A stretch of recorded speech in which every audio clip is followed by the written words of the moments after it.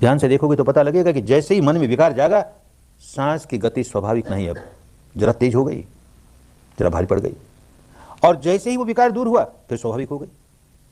अरे तो बात समझ में आएगी कि जैसे ये सांस एक शरीर की प्रक्रिया है, उसका शरीर से गहरा संबंध है, वैसे ही इस सांस का मेरे मन से भी गहरा संबंध है, मेरे मन के विकारों से तो और गहरा संबंध है, और मुझको तो अपने विकारों की जड़ों तक जाना है।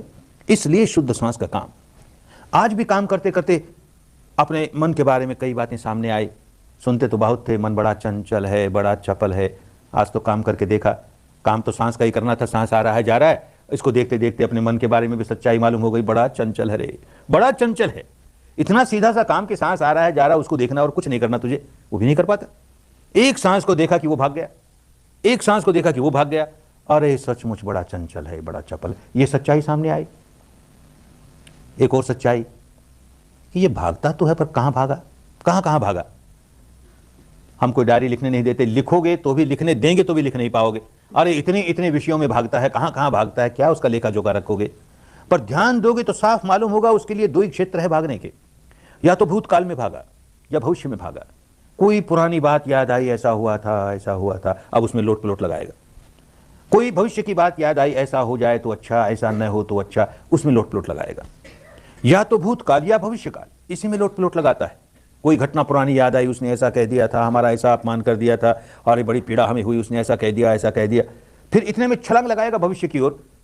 उस समय तो हमसे कुछ करते कराते नहीं बना, अब ऐसा करके देखे, ऐसा जवाब दूंगा, ईंटा का जवाब पत्थर से दूंगा, करके देखिए ऐसा, तो लगा भविष्य में। अब भविष्य में लोट पलोट करता है। ये अपना स्वभाव देखना है। देखो मेरे चित्त का स्वभाव कैसे इतनी जल्दी भूतकाल में गया और कैसे भविष्य में छलांग लगा ली, वहां लोट पलोट लगाने लगा। ये भूतकाल, भविष्यकाल, अतीत, अनागत, इसी में रहना चाहता है, ये वर्तमान में नहीं रहना चाहता है। वो रहना होगा वर्तमान में। हम भूतकाल में कैसे रहेंगे, भूत तो गया, जो क्षण गया वो हमेशा के लिए गया। संसार की सारी संपदा भी देकर के कोई व्यक्ति बीता हुआ क्षण खरीद के लाए कि फिर एक बार जी लूं, इस क्षण में होने वाली बात नहीं, असंभव है, गया, हमेशा के लिए गया।